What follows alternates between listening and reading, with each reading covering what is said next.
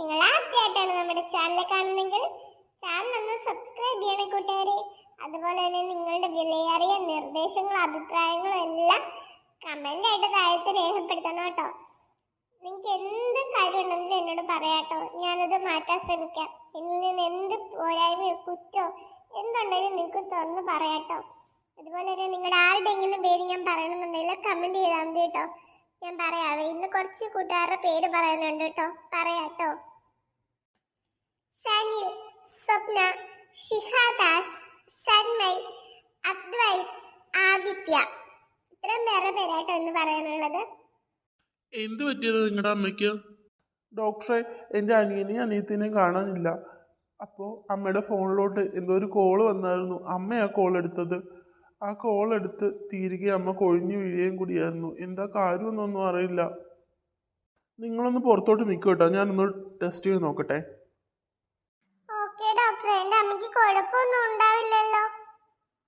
അതൊക്കെ ഒന്ന് ചെക്ക് ചെയ്താലല്ലേ പറയാൻ പറ്റുള്ളൂ. നിങ്ങളൊന്ന് പുറത്തോട്ട് നിൽക്ക് അല്പസമയത്തേക്ക്. ഞാൻ വിളിക്കുമ്പോൾ വന്നാൽ മതി.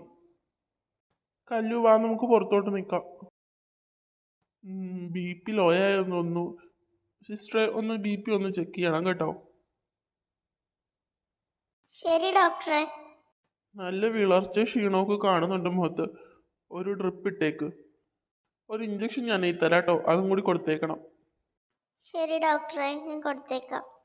ആ കുട്ടികളെ ഇങ്ങോട്ട് വിളിച്ചോ കേട്ടോ, ഞാൻ നോക്കട്ടെ. കുട്ടികളെ ഇങ്ങോട്ട് അകത്തോട് കയറി വാട്ടോ.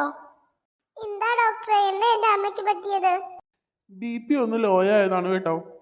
ഒരു ഇഞ്ചക്ഷനും കൊടുത്ത് ഡ്രിപ്പ് വിട്ട് കഴിയുമ്പോഴത്തേക്കും അമ്മ ഓക്കെ ആവും. നിങ്ങൾ പേടിക്കാനൊന്നുമില്ല. എന്തെങ്കിലും ബുദ്ധിമുട്ടുണ്ടെങ്കിൽ എൻ്റെ റൂമിലോട്ട് വന്നാൽ മതി കേട്ടോ, ഞാൻ അവിടെ ഉണ്ടാവും. ശരി ഡോക്ടറെ, വേറെ പ്രശ്നമൊന്നുമില്ലല്ലോ? ഞങ്ങൾ കുഞ്ഞായതുകൊണ്ട് ഞങ്ങളോട് മറച്ചു വെക്കുന്നൊന്നുമല്ലല്ലോ? സത്യം പറയണം ഡോക്ടറെ എന്തായാലും. ഇല്ല, നിങ്ങളോട് മറച്ചു വെച്ചിട്ട് എനിക്കെന്ത് കിട്ടാനാ? എന്തുണ്ടെങ്കിലും ഞാൻ നേരെ പോ ആ റേഞ്ചാണ്. അതുകൊണ്ട് എന്തുണ്ടെങ്കിലും ഞാൻ അതുപോലെ തന്നെ പറയുള്ളൂ. പിന്നീടത് എനിക്കൊരു പ്രശ്നമായിട്ട് വരരുതല്ലോ.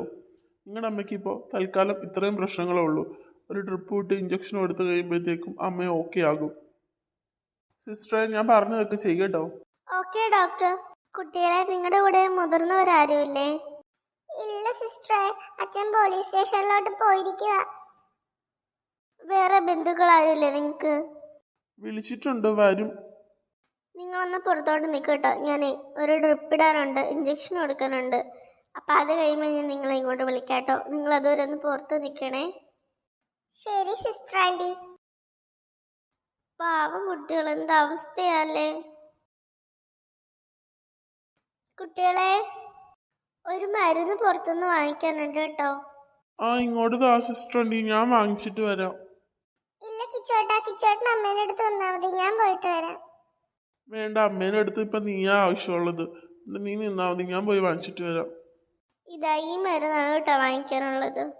ശരി സിസ്റ്റർ ആൻറ്റി, ഞാൻ വാങ്ങിച്ചിട്ട് വരാം. കിച്ചോട്ടൻ്റെ പൈസ വല്ലതുണ്ടോ മരുന്ന് വാങ്ങിക്കാൻ? സാരയില്ല കല്ലു, ഞാൻ എൻ്റെ കഴുത്തിൽ കിടക്കണം മാല ഒരു പണയം വെക്കാം. എന്നിട്ട് ഞാൻ മരുന്ന് വാങ്ങിച്ചിട്ട് വരാം. കിച്ചോട്ടന്റെ മാല പണയം വെക്കാന്നോ? അത് വേണ്ട കിച്ചോട്ടാ, നമുക്ക് അച്ഛനെ വിളിച്ച് ചോദിക്കാം. വേണ്ട, അച്ഛനിപ്പോ ഒരു കാര്യത്തിൽ ടെൻഷനിൽ നിൽക്കുമല്ലേ. അച്ഛന് വെറുതെ വിളിച്ച് ബുദ്ധിമുട്ടിക്കണ്ട. നമുക്കിതൊക്കെ കഴിയുമ്പോൾ എടുക്കാമല്ലോ. സ്വർണം വെറുതെ കഴുത്തിലിട്ടുകൊണ്ട് നടക്കാനുള്ളത് മാത്രമല്ലല്ലോ, ആവശ്യം വരുമ്പോൾ ഉപയോഗിക്കാനുള്ളതും കൂടിയല്ലേ. എനിക്ക് പ്രശ്നമില്ല, ഞാൻ വാങ്ങിച്ചിട്ട് വരാം.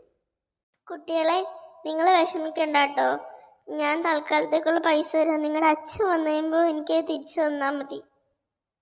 ഒത്തിരി നന്ദിയുണ്ട് സിസ്റ്റർ ആൻറ്റി. വേണ്ട സിസ്റ്റർ ആൻറ്റി, അതിൻ്റെ ആവശ്യമില്ല. ഇല്ല കുട്ടി, നിങ്ങൾ എന്നെ സ്വന്തം ചേച്ചിയായിട്ട് കണ്ടാൽ മതി.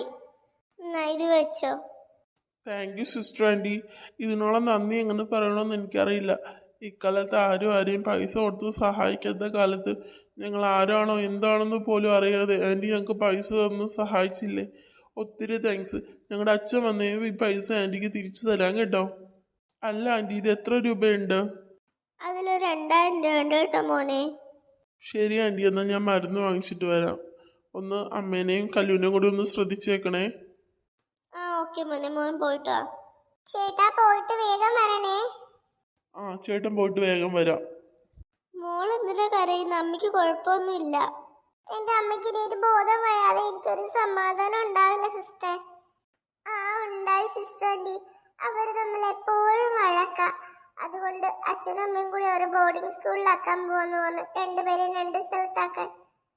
അത് അവർക്ക് സഹിക്കാൻ പറ്റിയില്ല, അതുകൊണ്ട് അവരിറങ്ങിപ്പോയത്. അത് ഞങ്ങൾ വെറുതെ തമാശ പറഞ്ഞതായിരുന്നു, അവരെല്ലാം ഒന്ന് പഠിക്കാനായിട്ട്. പക്ഷെ അവരിത്ര സീരിയസ് ആയിട്ട് എടുക്കുമെന്ന് ഞങ്ങൾക്ക് അറിയില്ലായിരുന്നു. അങ്ങനെ എഴുതുന്നുണ്ടെങ്കിൽ ഞങ്ങൾ ഒരിക്കലും ഇങ്ങനെ പറയില്ലായിരുന്നു അവരോട്. അവരെവിടെ പോവാനാ? അവര് അവിടെ വീടിന്റെ അവിടെ ഇങ്ങനെ മറഞ്ഞിരിക്കുമായിരിക്കും. അവരിപ്പൊ തന്നെ വീട്ടിലെത്തിയിട്ടുണ്ടാവും. നിങ്ങൾ പേടിക്കണ്ട. ഇല്ല, അവർക്ക് നല്ല വാശിയാ ആന്റി, ആന്റിക്ക് അറിയാൻ പാടില്ലാത്ത കൊണ്ടാ. എത്ര വാശിയായാലും വിശന്നു കഴിഞ്ഞാൽ അവർ തിരിച്ചു വരത്തില്ലേ? അവിടെ ആന്റിക്ക് തെറ്റിപ്പോയത്. അവരവരുടെ പിഗി ബാങ്ക് പൊട്ടിച്ച് പൈസയൊക്കെ എടുത്തിട്ടാ പോയിരിക്കുന്നേ. എന്നാലും എത്ര രൂപ കാണാൻ ഇതിനകത്ത്? അതൊക്കെ കഴിയുമ്പോഴത്തേക്ക് അവർ താനേ തിരിച്ചു വന്നോളും. അതല്ല ആന്റി എന്റെ ടെൻഷൻ. അച്ഛൻ പോയിട്ടുണ്ട്, ഇതുവരെയായിട്ട് അച്ഛൻ വിളിച്ചു കൂടിയില്ല. എന്തായിരിക്കും? അച്ഛനെ എന്തൊക്കെയോ ഞങ്ങളിൽ നിന്ന് മറച്ചു വെക്കുന്നുണ്ട് ആന്റി. എന്താണെന്നൊന്നും മനസ്സിലാവുന്നില്ല. ഇനി അവർക്ക് എന്തെങ്കിലും അരുതാത്ത എന്തെങ്കിലും സംഭവിച്ചിട്ടുണ്ടോ? എനിക്കറിയില്ല ആന്റി, എനിക്ക് ഓർത്തിട്ട് സഹിക്കാൻ പറ്റുന്നില്ല. ഇല്ല മോളെ, അങ്ങനെയൊന്നും ഓർത്ത് പേടിക്കണ്ട. അവർക്കൊന്നും സംഭവിച്ചിട്ടുണ്ടാവില്ല. ഫോൺ ബെല്ലടിക്കുന്നുണ്ടല്ലോ, ഫോൺ എടുത്ത് നോക്ക. ഹലോ, ഇതാരാണ്? അച്ഛാ.